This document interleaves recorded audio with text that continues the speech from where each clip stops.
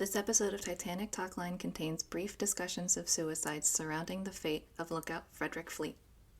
Hey everyone, welcome back to the next episode of Titanic Talkline. I am really grateful to everyone who's joined, everyone who tuned in the first time.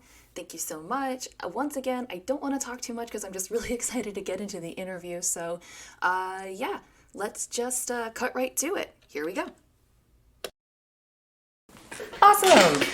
Oh my gosh. And immediately in with the chair squeaking. So just because this is a podcast and no one can see you, would you tell everyone your name and maybe a little bit about your Titanic journey, just to boot us right into everything, jump right into it? Sure. So I'm glad to be here. My name is Jared Honda. I am actually just a Titanic fan since childhood, like I imagine is the case for a lot of people.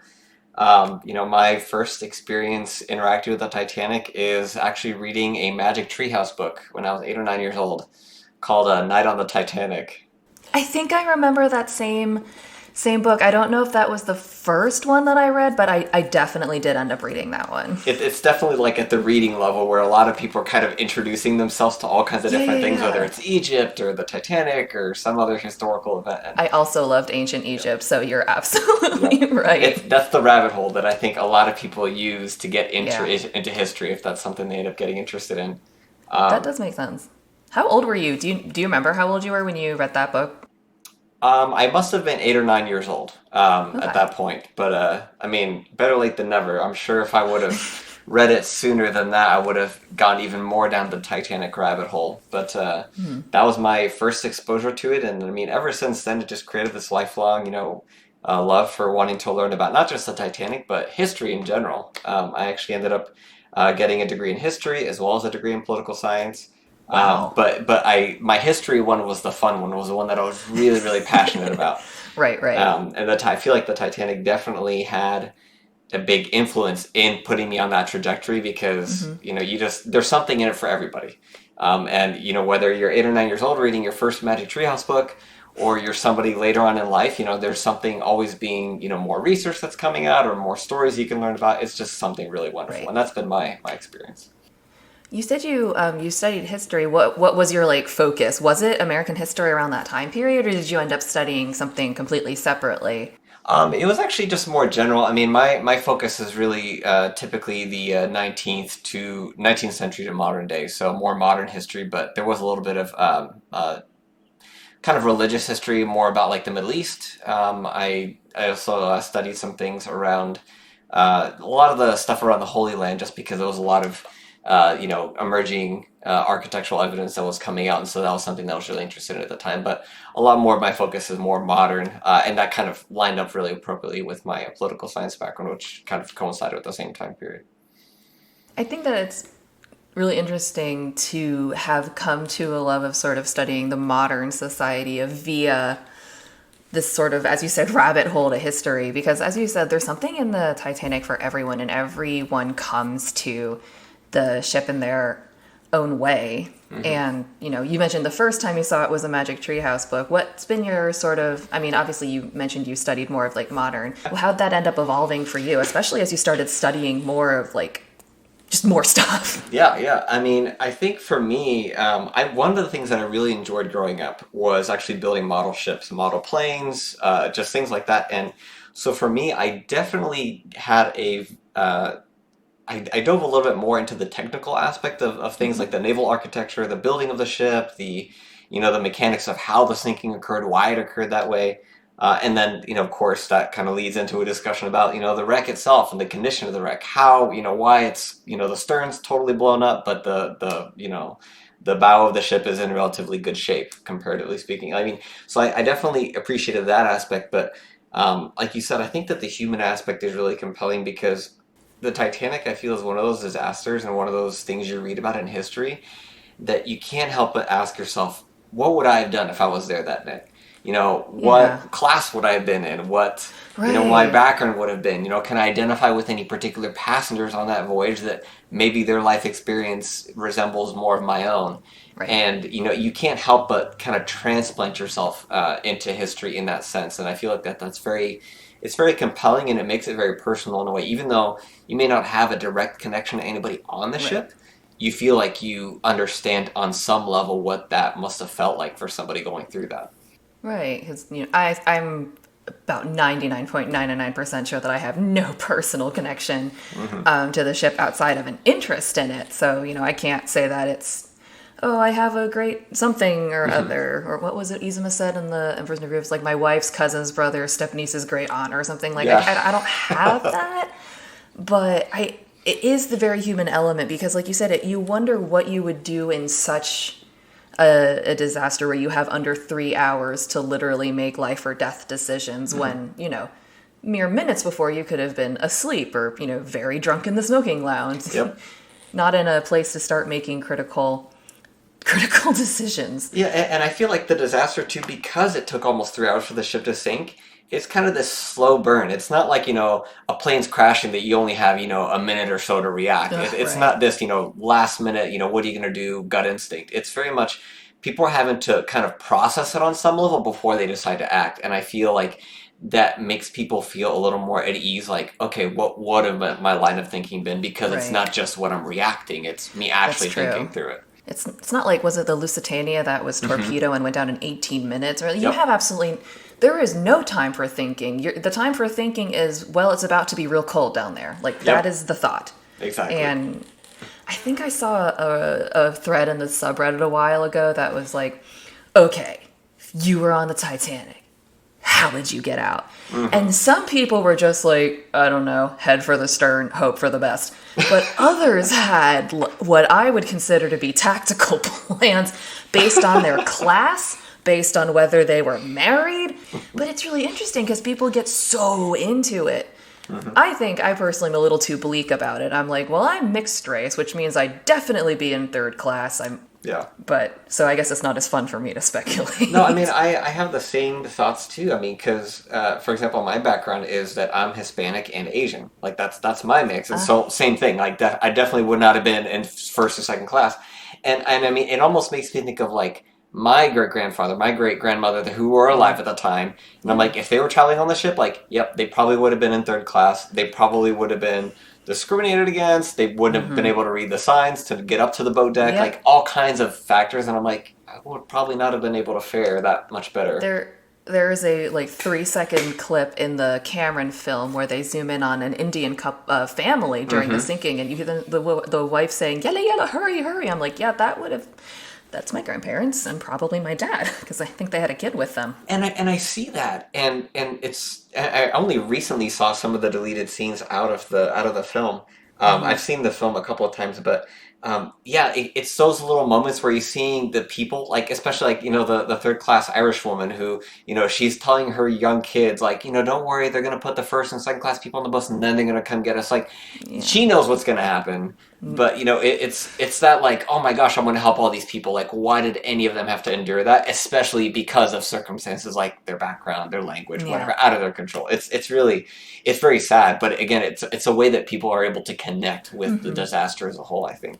And I think that's how that human element comes around even to people who don't have a personal connection because maybe my family could have been in that situation and we could have lost a brother or a sister or an aunt or somebody. Yeah, I think recently, I don't know if this was on the subreddit, but I remember seeing a map recently that showed a world map of just, these are the countries that, had people of that nationality or that were from that country that were affected by it. And I was surprised because the same thing. I thought, oh, this is a very white person, this is a very European thing, a very European tragedy. And I know that even, in the way that the Titanic disaster has been looked at, I mean, I've heard commentary from different people of color that have said, yeah, it's for a long time, it's really been understood or kind of interpreted as this is a white man's tragedy. But it's really not. The story is, like everything in life, a lot more complicated and a lot more interesting as a result. Yeah, I'm reading the Down with the Old Canoe, Cultural History of the Titanic Disaster by Stephen Beale, which is interesting because it's really not so much about the disaster itself. It's around the world at the time and how it responded to the disaster. How, say, the women's suffragette movement tried to, write about the disaster to bolster their causes, whereas more conservative people were writing about it to try to say, see, this is what happens when you don't do traditional value things. Mm-hmm. It was just everyone trying to get their own angle in there. And because, again, it was 1912, it wasn't now when we have a lot of representation, a lot more diversity. They didn't really ask a lot of not white men anything. Yeah. Yep. So that narrative was very much on the shh. Yeah, definitely not talked about because again, they're not asking the questions to the people that could give that alternative viewpoint. Yeah, exactly. Right, and I'm pretty sure they weren't thinking, oh, let's bring in a translator to get this person's story. They're just like, shame they don't speak English. Next. And that's something that I remember even while I was doing my degree in history, that when you're trying to look at past events and trying to come up with new interpretations or kind of draw out new conclusions out of it, that's something that they always told us about. They said the temptation to bring in your personal modern sensibilities and morality and perspectives and understanding about things, it's really hard to detach yourself sufficiently when looking at those past events because, like you said, it's really like, well, I wouldn't have discriminated back then because I know better. But it's like, yeah, well, if I would have lived back then, I probably would have, to some degree, been a product of my time, and I probably would have shared some of those perspectives and beliefs and attitudes. So it's really tough because I feel like there's some self-discovery that occurs when we have that conversation within ourselves of what kind of person am I? Like, what are my values and, how much am I going to allow society to either change or manipulate those? And then which ones do I feel are so core to myself that they wouldn't change regardless of what time I lived in, whether I was in the Titanic at that time or not? It's a very interesting kind of penetrating self-discovery question. It really is, because then you also have to go think about, and I'm sure you probably think about this a lot more than I do, like, if I lived in whatever time period, how would the values of the time have shaped my experience so differently than now? Because, again, we're both mixed race and what have you. That was just not that wasn't very good back then. I mean, it depends on how much they thought of me as a person. And that would really affect how you react, because I think we've all had that moment where we look back and we have that shameful feeling of, oh man, I had such bystander syndrome. I really wish I'd done something. Yeah. I mean, if somebody doesn't have that experience, that means that they've either been completely sheltered or, they've, been oblivious to that experience and the fact that they could have been doing something differently. You're right. Yeah, or else when you realize you did something that maybe you would never do now, but back when you were less informed, you were fine with, because you just didn't, and no one wants to rock the, especially when you're young, you don't want to rock the boat. When you're in high school and you're very much dependent on every single adult around you, rocking the boat is a much harder thing to do than when you are a grown-up with a job. And when you feel more confident and kind of at ease with the person you've become. When you're young, you're looking for the approval of other people. You're very self-conscious of that, and absolutely right. Because I think that, there was a lot of criticism after the disaster about certain people sort of like saving themselves, and people being very ridiculed and insulted, especially men, for just the crime of surviving, and especially some of the crew, which was bonkers because, I'm sorry, do you think most of those passengers could row a boat? Because I can't row a boat, and I'm a modern woman. I could figure it out, I'm sure, but if I'm also in a boat with a bunch of people who are panicking and a sinking ship, I don't know that I'm the best oarsman. Yeah, it's I've always I remember when I was younger, it made more sense. Again, I just kind of accepted the whole like, oh, women and children first, clearly. And I mean, yeah, they're people can have their perspectives on that, but you're right. It's when you're in a disaster, one, everybody is technically looking out for themselves. Yes, you can have expressions of morality and helping save other people instead of yourself. Like that's very noble and stuff, but. I mean, for example, the whole, J. Bruce Ismay, surviving. I'm like, first of all, he was on that part of the ship. There was nobody else on the boat deck that could have filled that lifeboat anyway, for example. Yeah. And so, yeah, like he is one of those people that at least from my understanding, he was very vilified for that. And I'm like, Yes, I very. get the whole you own the ship thing, but at the same time, what do you expect them to do? Like, there's nobody else to go on this boat. Well, I'm not going to die for nothing. I'm going to get in, kind of thing. Yeah. And I think maybe, if you haven't read, say, not just A Night to Remember, if you haven't read any nonfiction Titanic account, it's really hard to overstate how for like the first hour-ish or so, no one, well, maybe like 45 minutes, but the ship wasn't taking on water as rapidly. So while the deck was slanted, it wasn't slanted any more than it had or hadn't been during a normal, like, rocking around in the ocean. So people just didn't know. Like, Yeah, they didn't realize the gravity for sure. For right, sure. like, if it was Lusitania level, it's like, that's a visual, immediate emergency. But this wasn't a visual, immediate emergency. So, I mean, now in hindsight, we're like, better safe than sorry. Rush everyone onto the decks, make sure they're on the lifeboats. But at the time, they were kind of like, I mean, like, what's happening? It's cold out there. It's 2 a.m, or I'm sorry, it was like midnight. I don't want to go out there. There was an iceberg. I don't know if you know how cold those are, but there is one. But it's like I could see where people were just like not having it. And then by the time they started convincing like those, like that one lifeboat that had 12 people, it's like that was 12 people that they had to pull out of a dining room. And I'm not going to lie, even if I were first class, I don't know that I'd be in that first boat.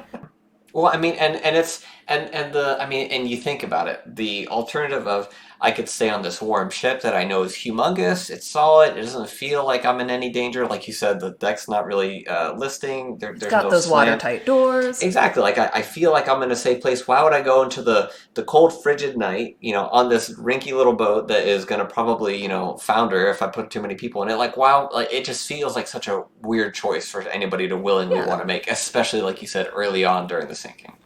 And also at the time, the officers and crew didn't all know what was going on, and the ones that did were told to like keep calm, don't freak anyone out. So they were not going around like banging doors and shaking people, going, "You need to get it together." That wasn't the atmosphere because they didn't want to cause panic. And so it's really easy to criticize and look back at all that, but when you realize that almost half of the time of the sinking was spent going, it kind of gives you a better perspective as to why it shook the way it did. It's really tragic, but And it's interesting to me too because I think of I mean, I've read about plenty of other maritime disasters. Like, and I know that they occurred, in the 1800s, late 1890s. Like I know that people at least know that these disasters can occur.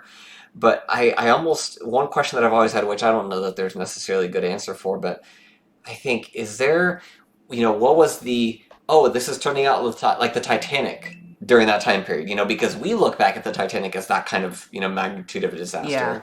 But, I would love to know if anybody at the time was asking themselves, oh my gosh, like, could this be like, the Northeastern, the ship that sank, or the Atlantic, or whatever? Like, I wonder if any of them had any of those thoughts of, oh man, this is actually kind of serious or not. Like, Before the Titanic, what would have been, or do you know what would have been sort of the gold standard? That's not the word that I want because that makes it sounds really good. But like, what was the mark of at the like what people would compare it to at the time? Or like, oh gosh, is this the next insert that disaster? Would it have been another passenger liner, or was it? good question. I mean, I know that there were quite a few, since the Titanic. You got the Andrea Doria. There was a very famous, German troop ship during World War II that had, I think it was called the Wilhelm Gustave, that had, thousands and thousands of people, even more than the Titanic. I believe that the one that comes to mind is the SS Atlantic, which ran aground, I think, off Newfoundland, and That now it sounds had familiar. a horrendous loss of life. And that was kind of, I don't want to say it was a slow burn sinking, but it was a wooden hulled ship, and it hit the rocks, but it was like this crazy rescue where people were like throwing lines from the rocks and trying to kind of Wow. pull people across it, and most people died. They couldn't Oh survive, and it was God. in the middle of a storm. Like, it was some wacky, Oof. That's crazy, awful. yeah, it was ridiculous. What year was that? Let me see. It was on the where are you? I know I read about it just the other day. Oh, I never have any information that's useful handy. Oh no, you're good. I'm Googling it. Let's see. This was the 1873. Oh, wow. Yeah, so I guess maybe it wouldn't have been kind of on the minds of people at the time. I don't know. Maybe that's what happened. Would that have been a White Star Line ship? It Or actually was that... was a White Star I Line was going to ship. say it lands in the IC thing. What happened after the Atlantic? Because I know after the Titanic, there was no way, because of all the celebrities that went down, there was no way to kind of like shush that. Did the Atlantic make the same sort of impact when it wrecked, or was it just because of the time it wasn't as easy to transmit information? Was it a little bit more obscure? Um, I think it was widely publicized. Like you said, they didn't have wireless at the time, so it definitely wouldn't have been something that was advertised, quickly. Nothing resembling like the news cycle that we have today. But from what I understand, I don't believe that there were any, Board of Trade regulations that were updated for more lifeboats or for, ship construction or procedures. I don't know that there really was anything like that that happened as a result of the Atlantic. Maybe there was another disaster in the interim, but I don't believe the Atlantic was the one that caused any kind of change. At least up Another until disaster Atlantic. in the interim does not sound like progress. Yeah, exactly. I mean, it's and I mean, especially, I mean, it may have been on the minds of maybe White Star Line people because obviously that was a Yeah. very losing one of your largest ships in a disaster is not a good look no matter what. But No. yeah, I don't believe that it caused any kind of change like the Titanic. The Titanic, I feel like, has an outsized importance. Otherwise, like somebody mentioned, if it wasn't for the disaster being as sensational as it was, first, maiden voyage, such a great loss of life, just all the different ingredients. The Olympic class would have just been another class of passenger liner. And there wouldn't Yeah, have and been I think anything someone super also crazy. even pointed out that Olympic wouldn't have been the standout for her career because she was the only one to have what I would consider a quote unquote natural retirement. I mean, she was scrapped, which isn't normal, but it was. Yeah, but she didn't sink like the Britannic or Yes, the exactly. Titanic. Yeah. But yeah, I think that's what I find really interesting too is that it's hard to emphasize that as well, is that at that time, Titanic wasn't a big deal until it was. Because, I think it was a little bit more important than when a different kind of airplane comes out. Like when a new airplane is released, we're not like, oh my God, it's the 838. I have to go on it. Is that a real plane? I don't know. Maybe an maybe? Airbus. I don't know. There's an A380. It's a huge one. There we go. But I think the Titanic was interesting to some people in that they were just like, oh, it's the first time I get to go on this ship and it's supposed to be really luxurious. But for many people, it was like, well, I need to go to New York anyway, and I can afford to go on this ship, which seems better than that other ship. So I'm going to go on this one. Yeah. I mean, from what I understand, the Olympic actually had a lot of fanfare, especially when it got launched because it was the largest ship at the time. And I mean, that's why we have so few photographs and recordings. I think there's only one partial recording of the Titanic's launch. There's very few pictures because, again, Olympic stole the limelight. Its hull was painted a white or light gray color for the launch, unlike the Titanic or the Britannic, which were I just don't even think the Britannic got segments. any fanfare. I think they just blew a kazoo when that one went in wet news. Just like really rude to Britannic. Yeah. Yeah, I feel like you're right. There wasn't a lot of fanfare around the Titanic because it was the second. It was the second one. Yeah, they were gearing up for Olympic. It's like, I get it. It's, I think I tried to explain to somebody who wasn't a Titanic fan that it would be like the first week of Disney World opening. When all the celebrities were there and Walt himself and all the characters, it was brand new. If there had been an earthquake and that whole thing had fallen off the side of the planet, just right into the ocean. Yeah. There should have been some people who survived, and it took 3 hours to go. There would have been some people who survived, but there would have been an incredible loss of life. They would have covered it because it was like, oh my gosh, Walt Disney and a bunch of other celebrities, were killed in that. And that would be why it was important. But if it happened like the Six Flags in New Orleans, when the hurricane came in, they might have just been like, like Loki. Yes, very sad. Anyway. Personal theory. No, I think you're right. I mean, it's just something where you said it great. It wasn't important until.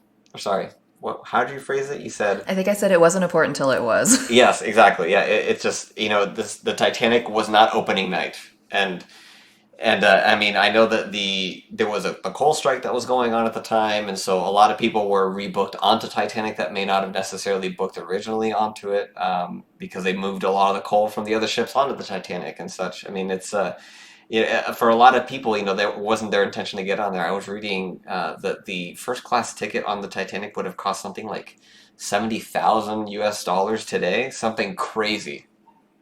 Yeah, and it's wild because I mean I balk at even just like why am I gonna get a business class ticket if I can just get on the same plane flying coach and I'm just not sipping champagne on my way there. It's Oh, I can't even like afford business class, there's but I get it. oh no no well, I mean not that I do either, but it's just for me it just seems so incomparable. That's something that I don't have a frame of reference to because there's no that the tiers between when it comes to travel is just not at all the same. The only thing I can think of is when, like, this is going to sound like it has nothing to do with that, but I promise that it does. I was watching many years ago. I still do like the reality TV show Rock of Love with Bret Michaels. But I don't really watch a lot of reality TV, so that was the first time I'd seen like a quote unquote rock star suite in a Las Vegas hotel.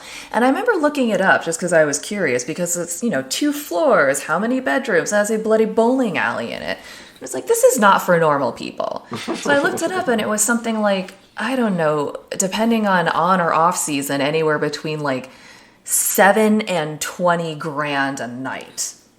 And I'm just like, this is something that is Wow. not even in my ball. Like, this would never even be within the realm of possibility. And that's how I feel about a first class ticket on Titanic. Just wild.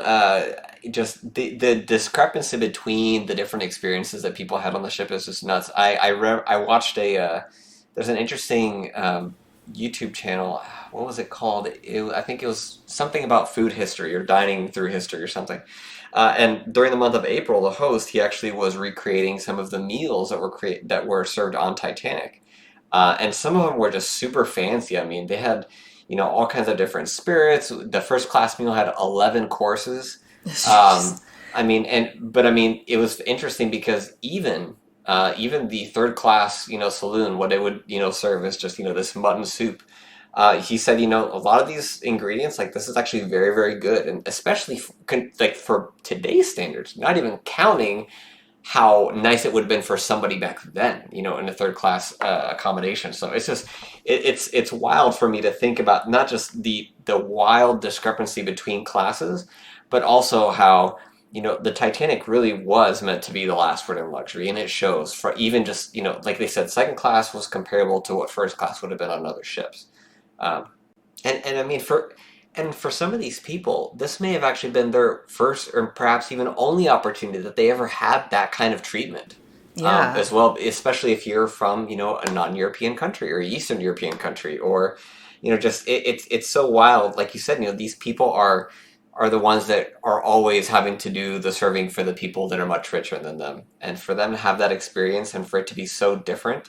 I mean, just how and none of the bed sheets had ever been slept in, and none of the china had been used. I mean, like this was very much, it felt like a premium experience. I feel like no matter where you were on the ship, unless perhaps you were like a stoker or something. Sure. But If I you were mean, working on the ship. yeah, but even then, I mean, I saw a video the other day that was talking about the engineering spaces, and they said, one of the interesting things is that like the fireman's saloon, that was deep in the bowels of the ship because they're not going to go up to the different lounges to mix with the Right. passengers, but that they had their own water fountain and things like that, and one person commented because they were talking about the role that Thomas Andrews, the chief architect of the ship or the chief builder of the ship, had.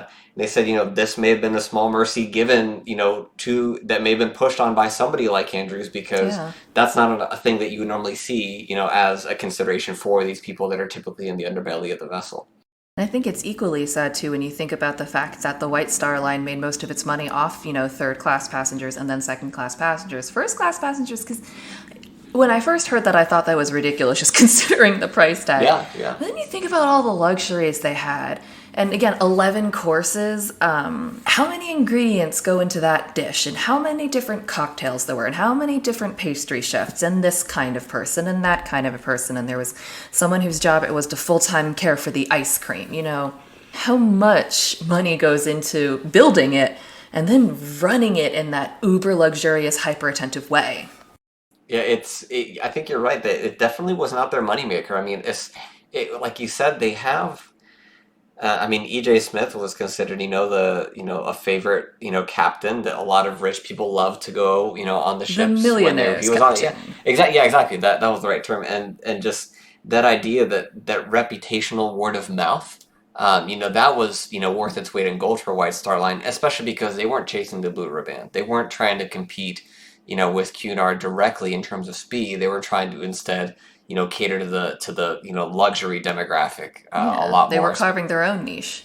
Exactly. And so I feel like that, that reputational, focus definitely that was really where the money was to be made because that would increase the prestige of White Star. That was really kind of a long play, a long term play for White Star because you're not going to have. I can't imagine you'd have a lot of third class people being like, "Hey, I just got to cross on the Titanic.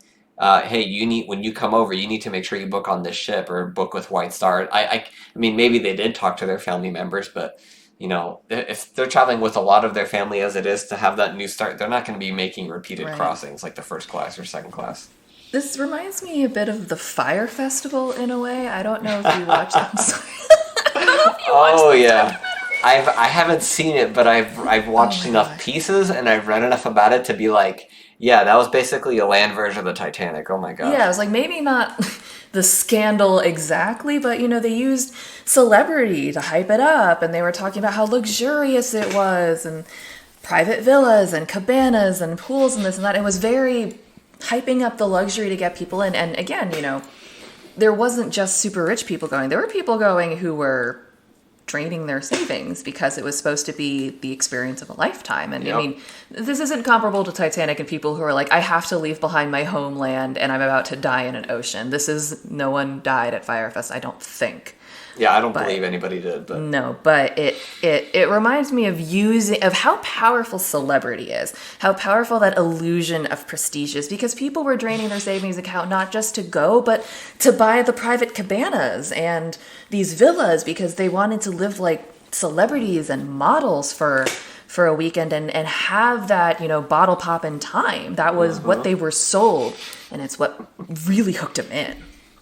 yeah, it's these people that were in first class were very much the influencers of their day. They were the ones that not just determined the fate of economies of scale, but also of the reputation of businesses and who these big monopolies are going to be formed around. I mean, they absolutely they use not just their colossal wealth, but also just their word to be able to Yeah. drive the market forces. Yeah, their status, because it was like you said, the big players of the industry, but it's also, as you said, the influencers. There was, I think, a model on there, was a movie star on there, there was an author, there was Taft's aide Archie Butt, there was the Hmm. designer Lady Duff Gordon. These are people who were controlling this, like what do you wear, what do you Hmm. drink, what do you eat, where do you invest. They controlled everything, and they were on that ship Hmm. because they were told that it was where you needed to be. It was the place to be. Yep. And they wouldn't settle for anything less. They wouldn't settle for, if they could get the absolute best of the best, then the Titanic represented that, and that's why they were going to find themselves on the ship no matter what. Thinking of taking for granted, I want to ask your opinion on, because everyone has a different opinion. I have my own.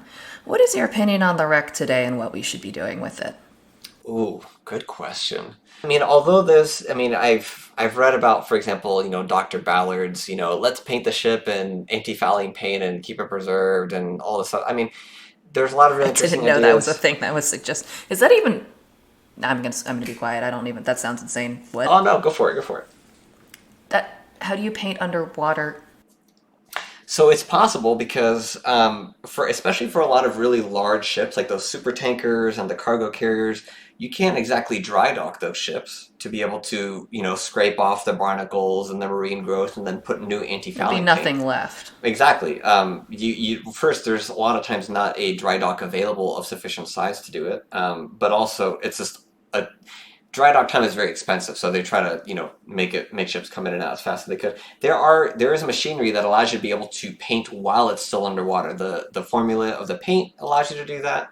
the actual scraping of the marine life off of it. It's very possible, and in theory, Dr. Bauer did have that proposal. He floated it a couple of years ago. And he said, if you look at the anti-fouling paint on the wreck, it's actually pretty clear of these rusticles, which is true. But again, the problem is you've still got salt water on all sides of the wreck, including the inside. So even if you paint the outside, it's like painting over mold on a wall. You haven't really, remediated the issue. That was going to be my question with that, because it's not just spraying the exterior for protection before it goes on it's completely submerged on every single side. I mean, we all know this. It's at the bottom of the freaking Atlantic.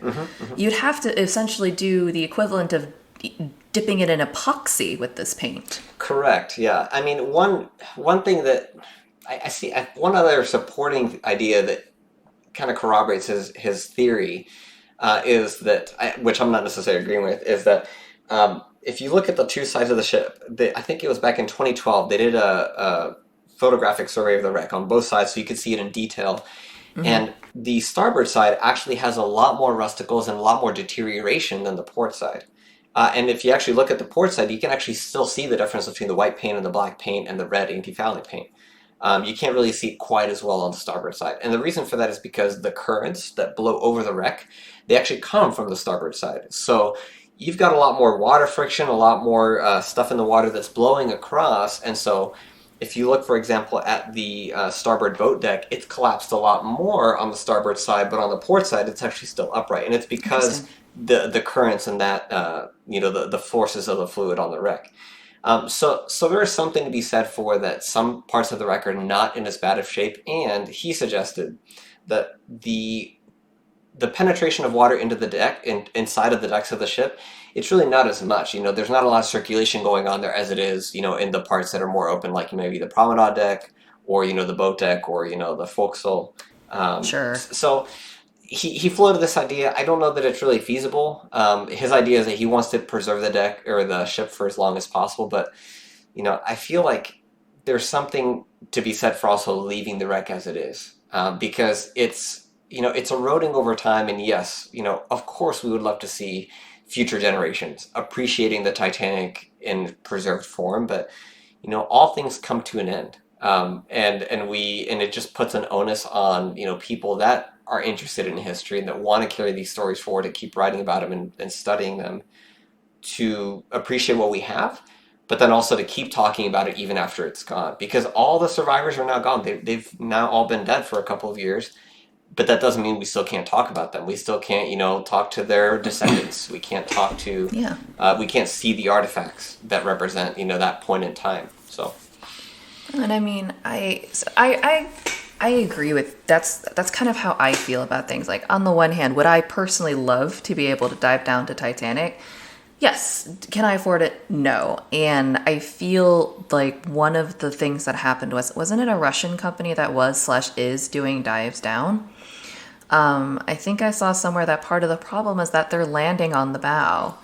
So every time you land, you're basically cutting into the ship, which is going to cause it to rust. And it's a metal ship and a wood ship. It's metal and wood, two things that are not exactly fond of long periods in water, especially salt water with a lot of minerals. And then you have continual landing on what is now one of the world's most fragile surfaces.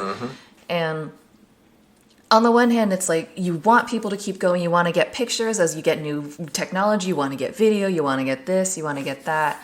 But I'm sort of that feeling for you, where it's like all good things come to an end. And it's not to say that it's like plumbing an empty grave at this point, but it sort of feels like it's getting to the point where we are doing more harm than good to the overall condition of the ship. So it might be time to do like the final go, get everything we can, try to get what we need, and say goodbye.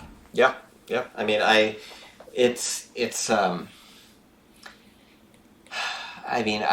still remember seeing the comparison pictures between, when it was first discovered in 85 and the dives in 86 and then 90 and 91 and 96, just the progression of time and like you said, the Mir submersibles. It's a pair of submersibles from from a Russian oceanographic vessel.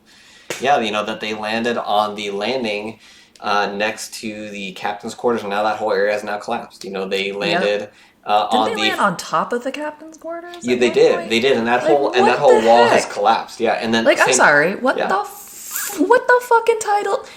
The Lion, the Witch, and Audacity of that bitch. What are you doing? And the same thing for the areas around like the first class staircase, because again, that's the area that allows you to penetrate the farthest into the wreck within a little ROV or whatever. But the same thing, that whole area has collapsed, and you can actually look at the images and you can see, okay, this is clearly a result of human activity. Yeah. The deterioration was going to happen eventually, but we are very much accelerating it.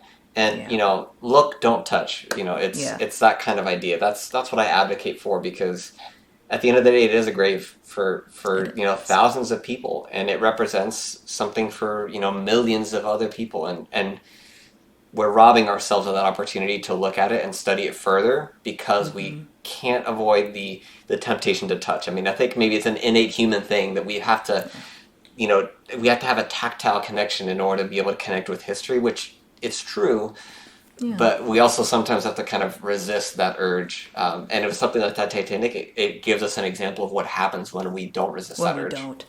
And what gives us a good example of what happens when you do leave it alone is the wreck of the Edmund Fitzgerald. Yes, exactly. That was instantly declared a no-touchy zone. They were like, this is a grave. This is a sacred area for the men that 29 men died on this ship. This is not a plaything. This is not a museum. This is not a zoo. This is a grave. And on the one hand, you can kind of be like disappointing because I'm sure people would like to go see it. But on the other hand, I'm like, why would you? Why would you feel so entitled, like as a civilian, to go? I'm not including respectful people who actually go and document things. I'm talking about if the commercial industry was like, want to go down to the Fitz? Want to take a tour? Yeah. It would be like, I'm sorry, what circle of hell did you come from? Because I'd like you to go back. It's true. I mean, we don't do tour groups of every time a plane crashes, we don't do tour groups of. I mean, well, I guess we do of where the Twin Towers fell, but I was about to say that. I mean, I was like, actually we do commercialized tragedy, and I mean, they're actually that commercialization of tragedy is very, very sad, and I feel like the Titanic is a very good example of that. That you've got the merchandising aspect of it, you've got the roaming tours with the artifacts, you've got the the cottage industry of going down, like you said, of going down an actual submersible to go look at it. I mean, there's a lot of aspects to it, which is, I mean, yes, research costs money, but also like not at the point of kind of losing sight of the dignity of the people that had to live through that hell. That's just not and also what it represents, and being able to really understand it for what it is and not for something that it isn't.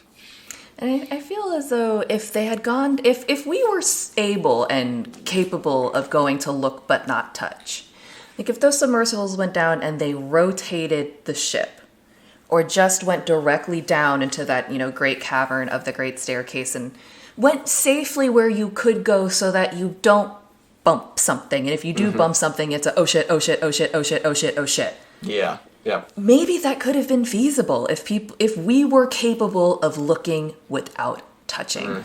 But the big piece is enough to tell me that we are not capable of looking without touching. I will say I fully understand, not fully, but I kind of can see the argument of picking up saucers, plates. I think impersonal items. I would not pick up boots. Oh glasses, my gosh, yeah, clothing. not like the pairs of boots that are next to each other on the floor, which tells you that somebody actually had their resting place there. Body. Yeah. Right, but something like a plate, a saucer, impersonal items, I kind of see the merit of bringing up. But the bringing up of the big piece, when it happened, because I don't remember exactly how old it was, but I even remember feeling personally offended by that, because it was like, that had to have been destructive. There was no way that piece was just la-di-daing freely. What did you do? What did you break? What did you do? Yeah, I actually remember the first time I heard about the big piece was actually there was a Discovery Channel documentary called Titanic or something or what it was something along those lines. But I remember I got the VHS set because I was like 10 years old and I watched it. And I remember they raised it in '96. Or no, they tried to race in '96 and then it fell and then they had to go like a year or two later to go get it. Yeah, like I remember even at the time I thought like, okay, like. That's cool, I guess. But then as I got older, I was like, that was completely a cash grab. Like, I get that seeing something in a museum makes it feel more real instead of just a picture, a black and white picture that, like, did color exist back then, Mom and Dad? Like, it's that kind of thing. But, and I'm not going to lie, there's a part of me that would love to go look at the big piece, but also another part of me that's like, but I also know what this represents. I know it represents in many ways, the insatiable greed of a lot of people of not wanting to leave it alone.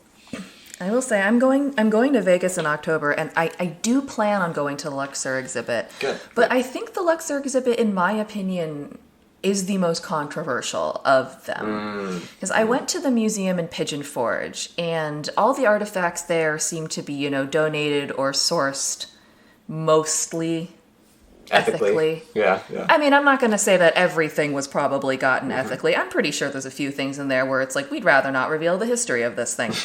But I think the Luxor is the one that has the most that were grabbed from the bottom of the ocean just arbitrarily. Oh, that looks solid. That we can grab that. We can get that with not really regard as to who it might have belonged to or what it was. Like, almost like a trawler net where it's indiscriminate. Yeah. You leave the pocket watch alone that belonged to somebody, but the fork and the knife with White Star Line branding, I mean, that wasn't anyone's personal shit. Grab that. Yep. But including the big piece, it's just that seems to be the biggest collection of what I would consider to be stolen artifacts. Yeah. And I'm curious to see it in that morbid way, but also I just want to kind of look at it and then decide if it was worth it.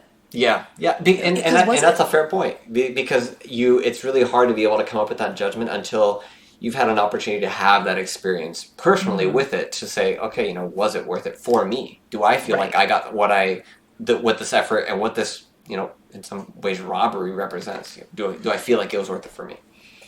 Yeah, and maybe I have a feeling that it won't be. I have a feeling that it won't be so compelling to see the big piece that I collapse in tears and just lose my mind, which I have done before, so it's not completely outside the possibility, but it's usually when I've like missed my flight by literally 2 seconds and I sprinted. But if, for example, it had that ability to like compel people to understand the tragedy in a way that was so earth-shattering and it changed people's minds, then I would possibly say it was worth it because it would have told enough of a story to change people's minds where maybe they think, well, let's never go back down there and do that again. But I don't think it's done that. I think all it's done is make people go, ooh, look, selfie. Yeah, where it's very much about either being seen with something that seems important or, how can I get more of this feeling, which is go back to the wreck and collect some more. Yeah.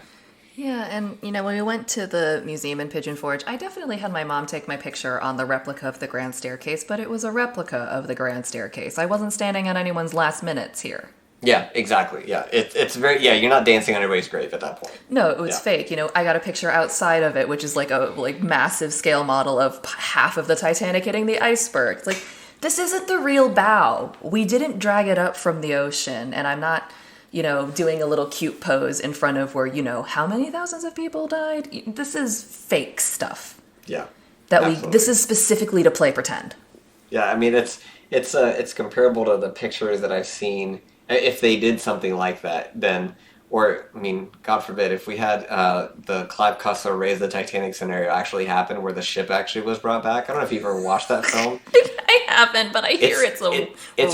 It's free on YouTube. You can watch it. It's like officially on YouTube. You can. It's sweet. It's pretty interesting. The production value is very 70s, but it's very interesting because they're walking around the interior of the ship, and I'm just thinking, guys, like this is where people like literally had their last moments, or this is where they said goodbye or whatever, and of course, the movie isn't meant to be super serious. It's not going to tackle those kinds of issues. But yeah, it's. I mean, if they did something like that, it'd be comparable to somebody taking selfies at like a Holocaust memorial. I'd be like, why are you doing that? Like, people, what the heck's wrong with you?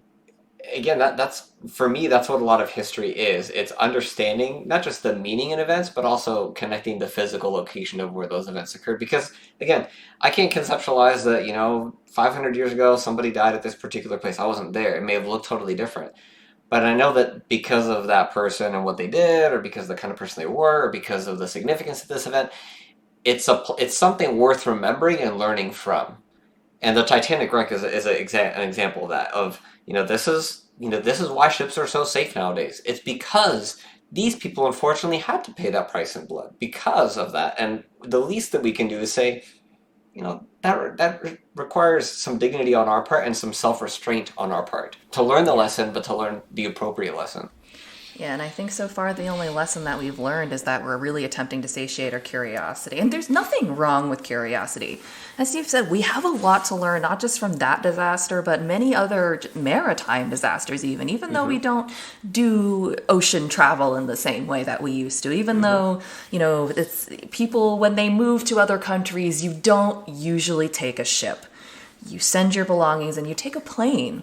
This is not how we do things anymore, but it doesn't mean that we can't learn. And I think there's still a bunch we have not learned from the Titanic disaster.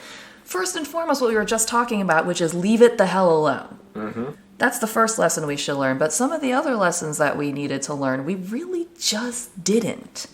Yeah. And it's really sad. Yeah, I agree.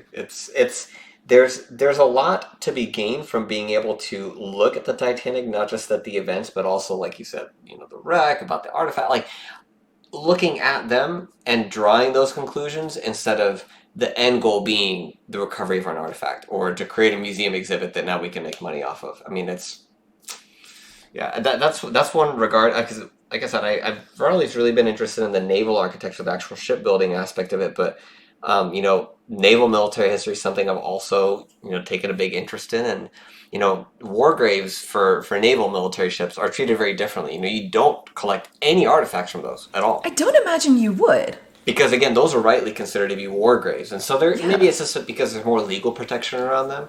But, I mean, for me, it's that what they're doing with the Titanic, with collecting so many artifacts, with carelessly and neglectfully destroying parts of the wreck and removing debris. It's like what you see. There's actually an issue in Southeast Asia because a lot of the World War II wrecks, they are illegally being salvaged, and I mean that happens because it's really good steel that was done before it was contaminated by the nuclear testing that we did. And it's the same thing. I mean, like, I remember watching an investigative report just a couple of months ago where it was off the coast of Malaysia that there were some unknown salvaging ships. They suspected they were Chinese companies that were just dredging en masse, the remains of these, World War II era cruisers, huge ships. And now there's very little left there. But the thing is that they have human remains still in them and they just, like, throw them away. Like, it's just, again, it's that idea of my short-term benefit for commercial sins, for the sake of making money, I feel like we lose something as people when we, not because the dead necessarily care, but because we lose something out of ourselves by not being able to have that dignity. I agree. And unfortunately, going to lessons that we haven't learned, in 2014, the Seawall ferry sank in South Korea, which was one of the most, I'd say that was this is probably the current maritime disaster, might be the Seawall ferry, because it was primarily, students, and it happened in the digital age. So we have these horrible recordings of children dying and begging for help and drowning and screaming and calling for their moms, which is, I've only heard some of the stuff in news reports, and I don't think they released a majority of it to the public, which I'm almost glad they didn't, because speaking again of the sacred things, it's like, those messages were meant for the people that they were meant for. Yep. And if they choose to share them to tell their story, that's fine. But we shouldn't be going through and pulling electronic records to share with everyone and plastering these faces like, this is the face of a 13-year-old girl who perished on the Seawall Ferry. We obtained her final words from her phone company. It's like, no, those were for her mom. What are you doing? Yeah. And we just didn't learn. Yeah, there's, even I've had, I don't want to say it's a privilege because I don't feel like it is. It was just very somber. I had the opportunity to actually listen to a lot of the recordings from 9/11, the ones that were not publicly released because of my work in intelligence. Right. I was a counterintelligence analyst, so it was part of some of the things that they had us, learn and do trainings on. And I can say it's the same thing. It's, that was meant for very specific people. And, it's when these people were in the, most dangerous and extreme circumstances of their lives. And this was their message for those people. Yeah. And it felt like a betrayal being able to hear that when it was meant for somebody else. And I agree. It's, I may not be religious, but the thing is, you respect the dead not because they deserve it or because they care, but because of how it transforms you if you don't. Right. It's a reflection on you. Mm-hmm. And so I agree. It's one of those things that it's an opportunity for us to grow and to be able to increase our empathy for people, to understand and respect history and understand those experiences that people go through. And to be able to actually learn something and make something good out of something that was really horrible and tragic and destructive and sad. But yeah, when we step on that, unfortunately, it becomes entertainment, and it's a betrayal of what their experience was like for them, and we're doomed to repeat those mistakes because we're too blinded by our own desire to be entertained. Yeah, and it's this idea of almost like a human triage. And the way that people are making that calculus is just so different. And it says something about us, the fact that we're able to look at it and say, okay, wow, that's abhorrent. Why would they do that? Or, okay, I can understand that. It shows kind of the progression that humanity has gone since then. But in other ways, it reminds us of, that's not so different. The way I would think about it is the same as I would think about it today, too. Yeah, it's really interesting because on the one hand, we've learned everything, and on the other hand, we've learned nothing, as demonstrated by the big fucking piece. Like, it went down. Was that not the sign to leave it there? Yeah. If anything, that was more like Titanic noticed. It was like, give it back! And pulled it back. Yeah. And we were like, no, we're going to steal that. It's like, that really didn't... Okay. I know someone, I don't remember when it was, but somebody asked me, it's like, what do you want to do with the big piece? And I was like, bring it back! And they thought I was nuts. They really did. And I think it's because some people are I promise I won't take up too much more of your time. I've been talking your ear off for like 2 hours. You're totally great. But, totally great. It might seem like a silly answer because it's been here for now, what is it, almost 10 years or so? It's been here and it's also treated and preserved. It's been through whatever it's been through to make sure that it can last. Mm-hmm. And so it might seem like a moot point. But I feel like it needs to go back. I don't think it ever will, which makes me unhappy. But I feel as though that's where it needs to go because, the stern section is rotting away. It exploded when it hit the ocean floor. I mean, that is simply a fact. It's maybe possible to salvage pieces, not impersonal pieces, little ones that were naturally blown away during the crash to the ground. Mm-hmm. But we shouldn't be breaking apart the already fragile ship because, I think I'm just rehashing my point because we're expediting it, and we've now done damage that is irreversible. I don't remember what the prediction is, but I think was it Cameron or Ballard or one of the authorities was like it might be under 50 years before there is nothing left of Titanic, and it's like that's. As I know some people don't believe in global warming, but I'm like, you think about the changing of the temperature of the ocean as well. That's accelerating it too. It's accelerating. Actually. Yeah. Yep, it can activate new, different minerals and it can create new bacterias, new growths, new things that will eat away at things. There's a massive impact, and it may only be 20 years before the ship is gone. And it's like, will we have learned the appropriate lessons by the time we have nothing left? Or is the only lesson we're going to have at the end is, my grandkids won't get to see Titanic.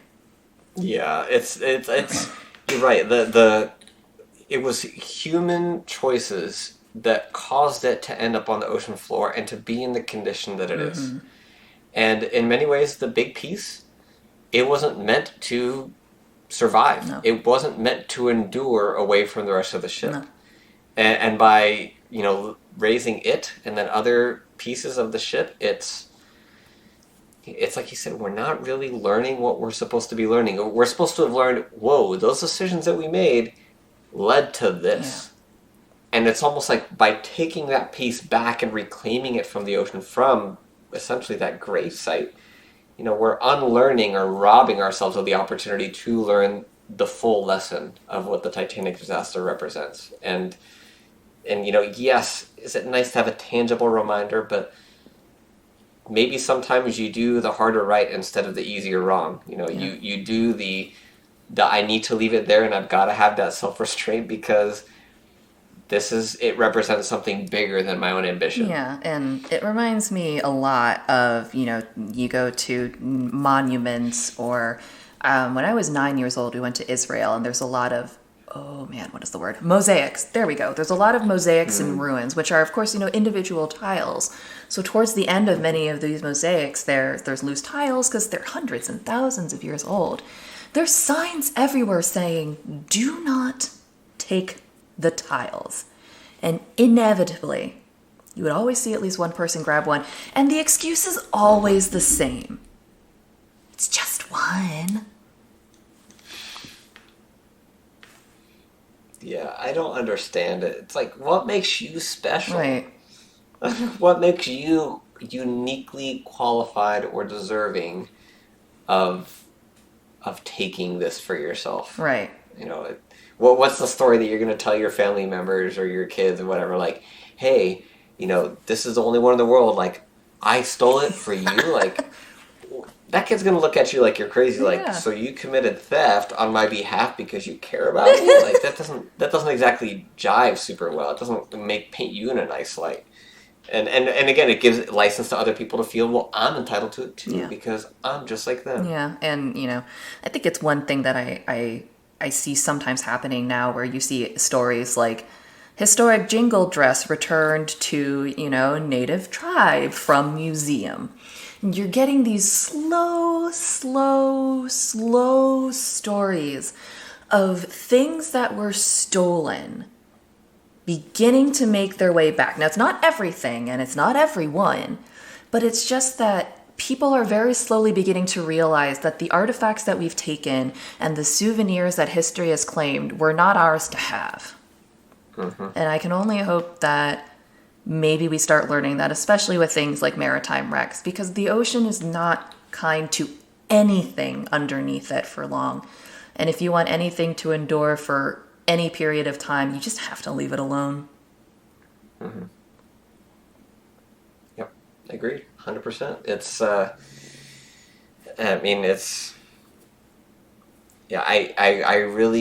feel like it'll be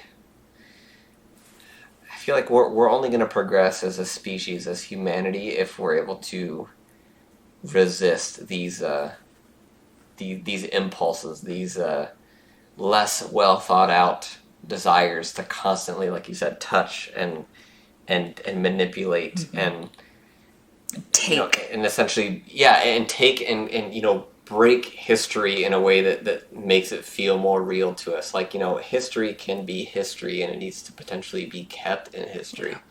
There's something that happens even to us when we bring it into the present day because it disconnects us from the fact that there's a time span between us and that. Yeah. And that understanding that sense of time, I feel like it helps to put things like the Titanic in context. Yeah. And we rob ourselves of that opportunity to say, hey, these people back then, they were a lot like me, even though all this time has passed. But if we're able to see it in person, we can't tell if it's a fake or if it's the real thing. Yeah. And it dehumanizes that. It robs time of the effect that it can have on our understanding. And then it becomes a contest of mine's authentic, yours isn't, mine's the rarest, and yours. And then again, it's like we've lost the impact of whatever the item is, whether it's mm-hmm. a fork or whatever the case may be. It's like, well, now it's not about.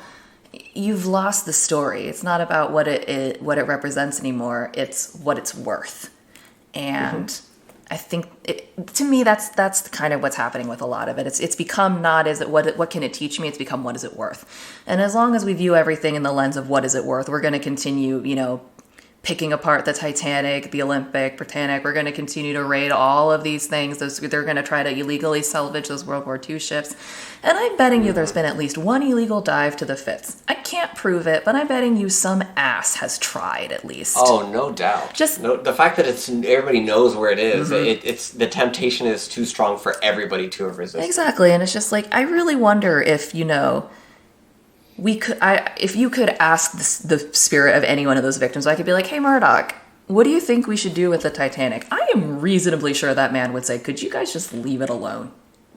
Yeah. I mean, this is what we died for. Yeah. Learn the right lessons, you motherfuckers. And there's something to be said, too, for, like, maybe there's a reason why we didn't find it for, 73 years. Yeah. Maybe there's a reason. Granted, the technology didn't exist in that interim time period for us to even find it.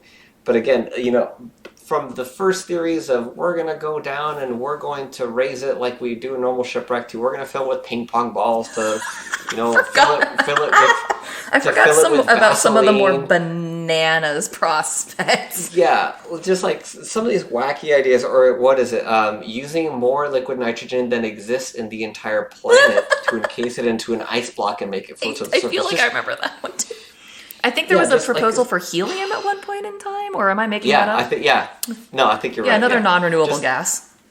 All these wacky ideas, and again, I feel like that and the treasure hunters again from the 70s, like Jack Grimm and all them that were trying to find it. Yeah. I mean, I'm glad you guys didn't find it because, I can only imagine what the end game would have been for the wreck. But gosh, yeah. The one thing that I think about, Dr. Ballard said in one of the kind of TED Talk type things he did a couple of years ago, talking about the Titanic, he said, the one thing that somebody asked him, what is one regret do you have about the expeditions? He said, I wish that I would have, during my 86 expedition, grabbed something off the ocean floor. Because by grabbing something, he would have been able to then claim salvage rights. Yes. And that would have precluded RMS Titanic Inc. and all these other nations and countries from being able to say, well, we can do whatever we want. Yeah. I know, and it's one of those things where it's like you almost wish the right person had done the wrong thing.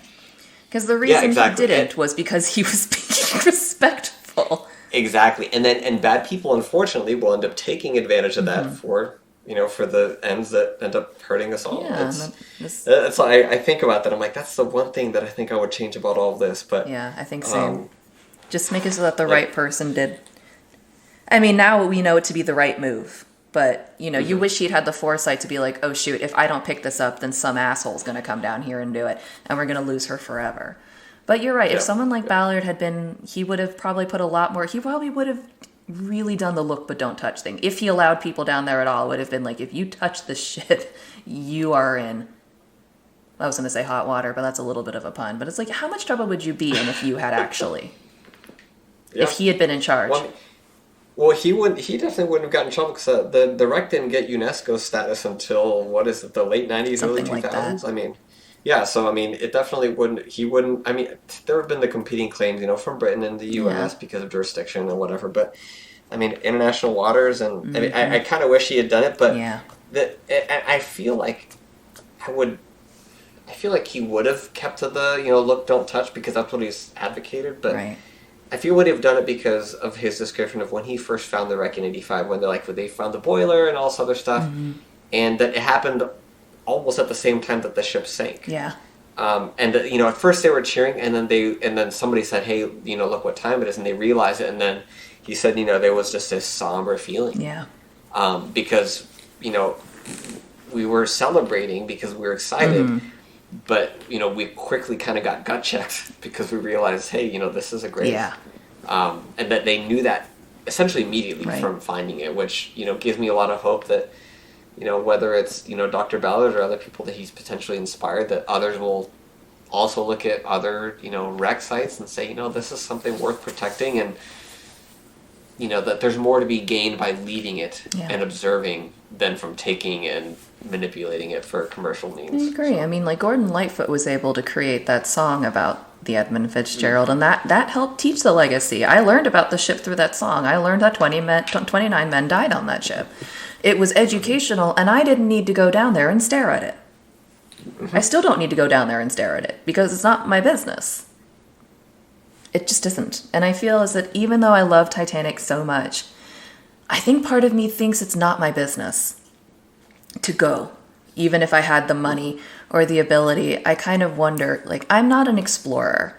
I have nothing that I will gain from this that I will contribute back, except me going, oh my gosh!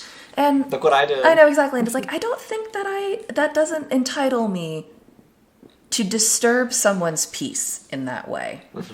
And I guess I just wish more people thought like me. Well, I have kept you for a really long time. Jared, thank you so much for coming on and talking to me. I have a feeling that if I ever need more guests, I'm going to reach back out to you because I have more questions. Yeah, absolutely. I'm happy to help however you can. Again, anything that helps make your podcast a success, I am thrilled to do it. I'm just happy and it's all good. Today's interview was also so much fun. I'm getting in the habit of every interview. I'm like, that was so much fun. But it really was. The conversation with Jared, I learned a lot. Thank you again to today's guest, was historian Jared Honda. I cannot wait to eventually have you back on and ask more about the wrecks and everything, especially, with the 110th anniversary of the sinking being this year. So, yeah, please feel free to get in touch. If you have any questions that you want me to ask Jared and follow up, let me know. And otherwise, I will see you next time.